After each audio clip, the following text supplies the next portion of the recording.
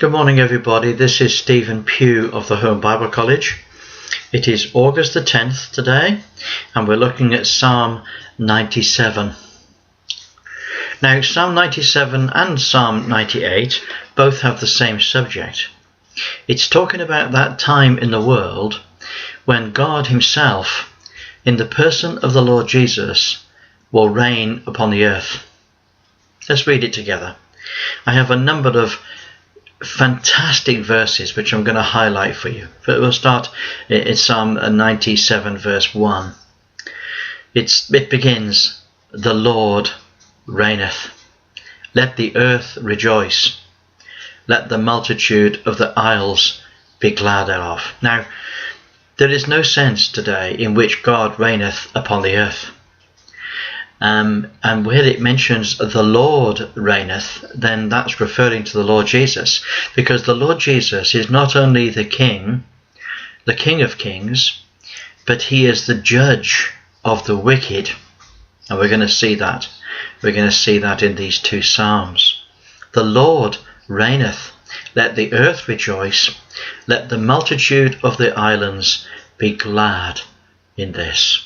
Clouds and darkness are round about him. Righteousness and judgment are the habitation of his throne.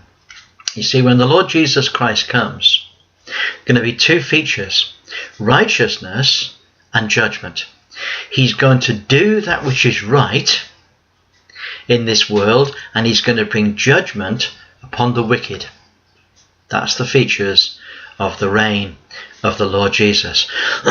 Some people may say, well, of course, that's happening today, isn't it? No, not like it will happen in the future, not at all. In fact, verse 3 explains what it's like. It says, "A fire goeth before him, and burneth up his enemies round about."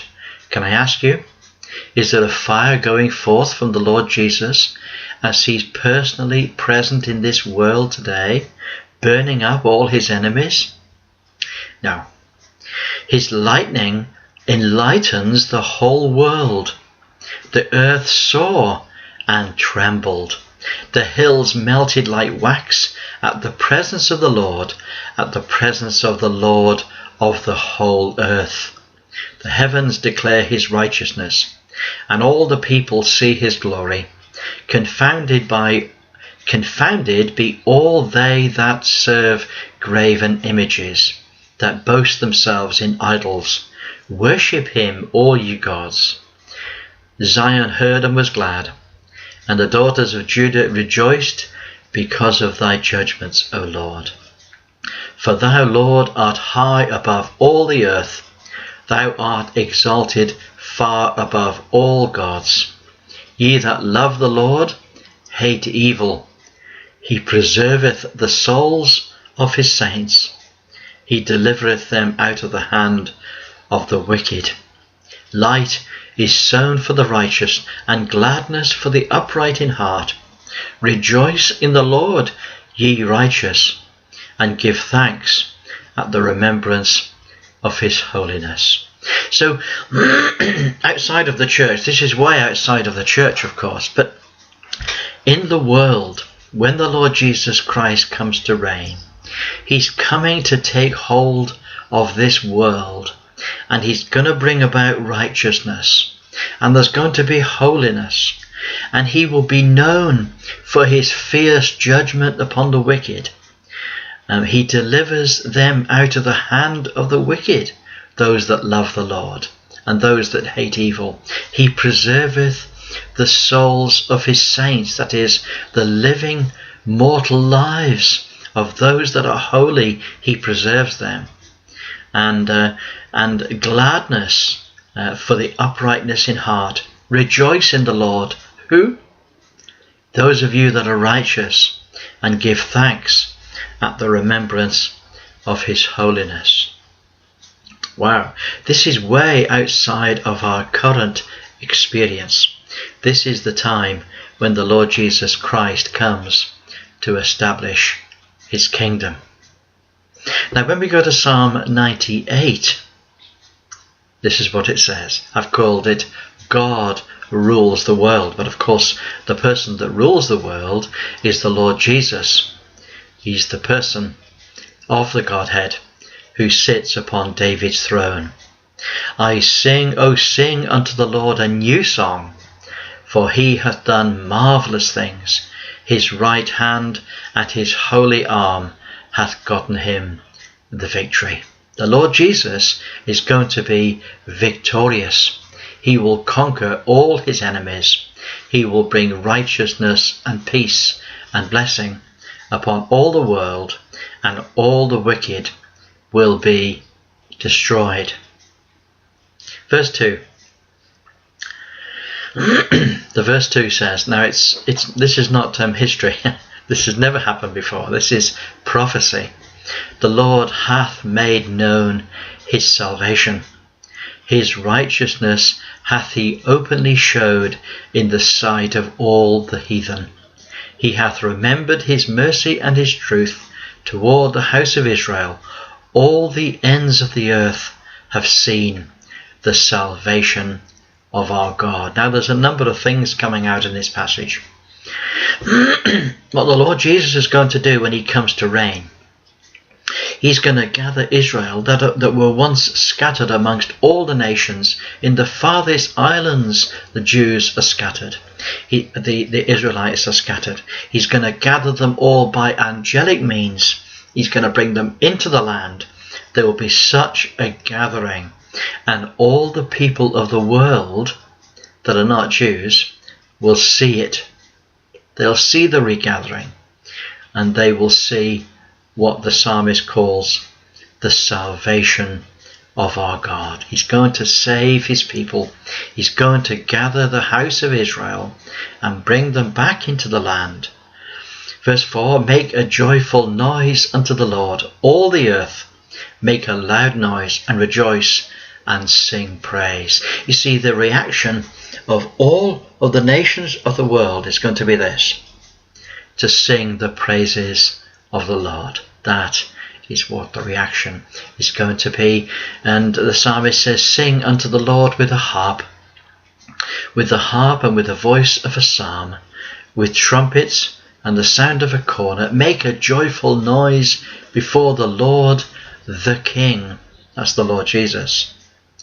And then verse 7, 8, 9, that's my password for today. Absolutely amazing. He says, let the sea roar and the fullness thereof, the world and those that dwell therein. Let the floods clap their hands. Let the hills be joyful together before the Lord, for he cometh to judge the earth. With righteousness shall he judge the world, and the people with equity. Wow. The Lord Jesus is coming. He's coming to deliver the church first. He's going to take the church out of this world. And then through that last week of Daniel's 70 weeks, he will bring his judgments upon this world. His judgments will be so severe that in the end the men will call upon the rocks to fall upon him, and they will not be able to die. They'll not be able to escape from the judgments of the Lord Jesus, from the wrath of the Lamb. However, he will come, and when he comes, he's coming to judge the earth. He's going to sort out these nations who constantly are at war against him and against his people. He's going to sort them out.